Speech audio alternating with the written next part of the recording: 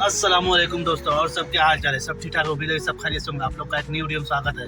दोस्तों, आप लोग का 5 सीक्रेट बताता हूँ। सीक्रेट जो है आप लोग को नहीं बताएगा कोई भी, कतर चाहे कुवैत, जो आदमी यहाँ सऊदी से एग्जिट मार के जाता है, आप लोग को बहुत लगाते हैं कुवैत के लिए या कतर के लिए।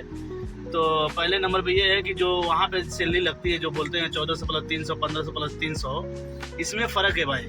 सऊदी में ऐसा नहीं है। सऊदी में क्या है कि डायरेक्ट बोल देंगे एजेंट 1500 मिलेगा या 1800 मिलेगा। इसमें मैं नहीं पकड़ पाया था। जो ऑफिस में मैं गया था, ये चीज़ मैं पकड़ नहीं पाया। आखिर ये ऐसे क्यों बता रहे हैं। मैं उनसे बोला ऐसे क्यों बता रहे हो कि मतलब 1500 प्लस 300। तो बोले कि वहाँ पे खाना हो सकता है कफील देगा बना बनाया, या तो अगर खाना नहीं दिया तो पैसा देगा। तो फिर मैं जाने के बाद मुझे मालूम चला, अच्छा वहाँ पे कुछ और हो रहा है, कुछ और है। सऊदी जैसे सिस्टम नहीं है, बहुत डिफरेंस है, बहुत ज़्यादा डिफरेंस है। क्योंकि ये बहुत लोग नहीं जानते। एजेंट जो है हकीकत नहीं बताते।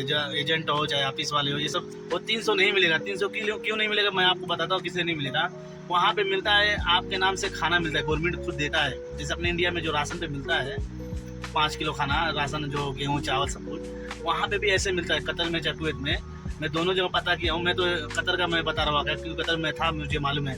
अच्छा एक बात और, वहाँ पे जाने के बाद जब आपको अपने शर्म को मारना पड़ेगा। सऊदी में ऐसा नहीं है, बहुत कम मांगते हैं कोई चीज़ ना, बहुत इक्का दुक्का होंगे जो मतलब मांगते हैं कफिल से बाबा आपका आधा जी। लेकिन वहाँ पे नहीं मांगोगे, आप ही की सैलरी में से खर्चा होगा। अगर 1500 जो दे रहे हैं या 1400 दे रहा कफिल, उसमें से उल्टा और खर्चा होगा। जैसे नेट का खर्चा है, चाहे ऊपरी जो भी खर्चा है, बहुत कुछ जो आपका सैलरी में से खर्चा होगा। खाने का तो पैसा मिल भी नहीं करेगा, 300 जो 200।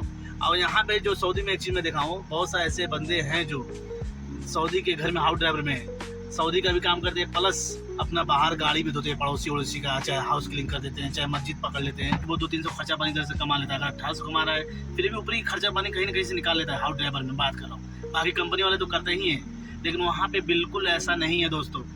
वहाँ पे अगर जो सैलरी पे गए, वो गर्म होना पड़ता। मैं नहीं समझ पाई ये बात को। मेरे से एक बंदा, मैं जिसके यहाँ गया था, पुराना ड्राइवर था, वो मेरे को बोला भाई तुम बुड्ढी को बोलो। तो मैं शर्म लगता था, क्योंकि मैं कभी घर खाते में काम नहीं किया, कंपनी में काम किया, फर्स्ट टाइम था एक्सपीरियंस।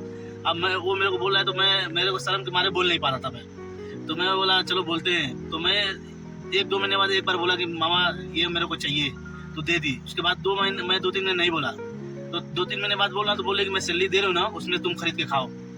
तो बाद में मुझे मालूम हुआ कि जब घर खाते में आपके जाए, मैंने चलो मांगेंगे, बोला नए में मांगो, अभी आए हो बेहतर है। तो मैं नज़रअंदाज कर दिया, नहीं ध्यान दिया उसके बात को।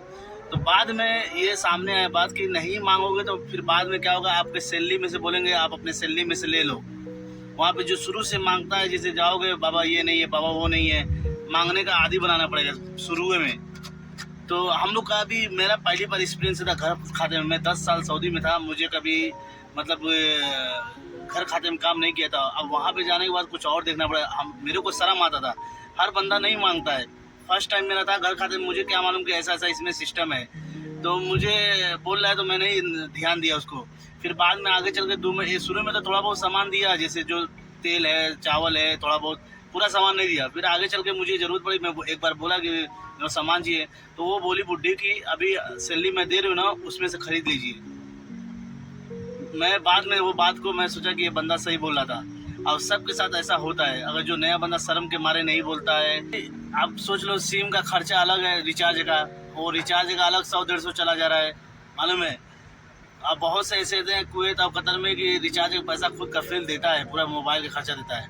अब मैंने नहीं मांगा, यही गलती किया। फिर वो अपने में से फिर वो खर्चा करने लगा। फिर और भी बहुत सा मतलब जो सामान है, प्याज है, जो मसाला है, जैसे कोई ऐसा भी चीज़ हो, बोलोगे तो दे दे। तो मैं बुड्ढी को बोला कि मेरा फ्रिज ख़राब हो गया है, उसमें सामान रखने का नहीं बन रहा है। तो बोले बनवा लो, क्या मुश्किल है। तो मैं बोला कि बनवाएगा तो पैसा लगेगा ना। बोलते नहीं पैसा क्या लगेगा, दे देना 50 रुपया। तो सोचो ऐसा ऐसा हुआ है। मैं बोला आप लोग को बता दूं कि जाते ही मतलब मांगने का आदी बना लो, एक भिखारी बन जाओ उनके आगे, मालूम है। सऊदी में ऐसा नहीं होता है। सऊदी में मैं ज़्यादातर जानता हूँ कि लोग बहुत कम ऐसे होंगे जो मांगने हो, लेकिन वहाँ जाने के बाद ये जान लो भिखारी बनना पड़ेगा दोस्तों।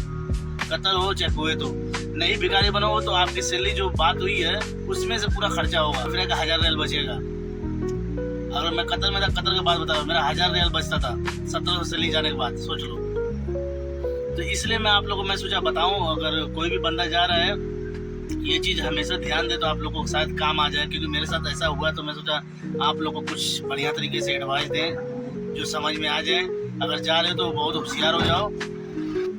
तो दोस्तों यही बात थी। मैं जो अभी भी बहुत सारा ऐसा है, अगर बताऊं तो 2-3 वीडियो बन जाएगा। तो मैं सोचा मेरे साथ जो हुआ है तो आप लोग के भी साथ ना हो, क्योंकि पुराना बंदा यहाँ से जो भी जाता है एग्जिट तुरंत कतर या कुवैत या लगा लेता है छोटी कंट्री देके। तो ये चीज़ हमेशा ध्यान रहे। मैं इसलिए आप लोग को बता रहा हूँ, यहाँ से जाने के बाद आपको अगर कहीं भी कुवैत और कतर आ रहे हो तो शर्म घोर के पीना पड़ेगा। अब मुझे शर्म बहुत आती थी मांगने में, शर्म। और मैं वही सोचता था कि ड्राइवर लोग कैसे इतना बेशर्म होता है, मतलब कफिल से बोलता है एकदम खुल के, बाबा आपका ये चाहिए वो चाहिए, खूब रोक आके मांगता है चेहरा दम गिरा के। तो इससे समझ में आ रहा है वहाँ पे जाने के बाद ना जो शर्म को मानना पड़ेगा, घर खाते में खास होता है। अब मेरे वो एक्सपीरियंस नहीं था, अब मुझे मांगने की आदत नहीं थी। वो मैं अगले ड्राइवर को देखता, मेरे देख को वो होता था कि साला ऐसी ज़िंदगी जीना पड़ेगा मेरे को। तो इसलिए मैं साला ज़्यादा दिन तक टिक नहीं पाया, मुझे लौट के आना पड़ा। मैं उससे वैसे नौकरी को मैं लात मार दिया, मार के वो मेला भाड़ में जाए। जब मैंने 10 साल था नहीं मांगा तो मैं अभी क्यों मांगू साला। लात मार के दोबारा फिर सऊदी में आ गया, और वो भी कंपनी में। तो अभी बेस्ट है मेरे लिए। अब ये मैं बता रहा आपके लिए, बाकी आपकी मर्जी है, क्योंकि मैं ये चीज़ से मैं वाकई जो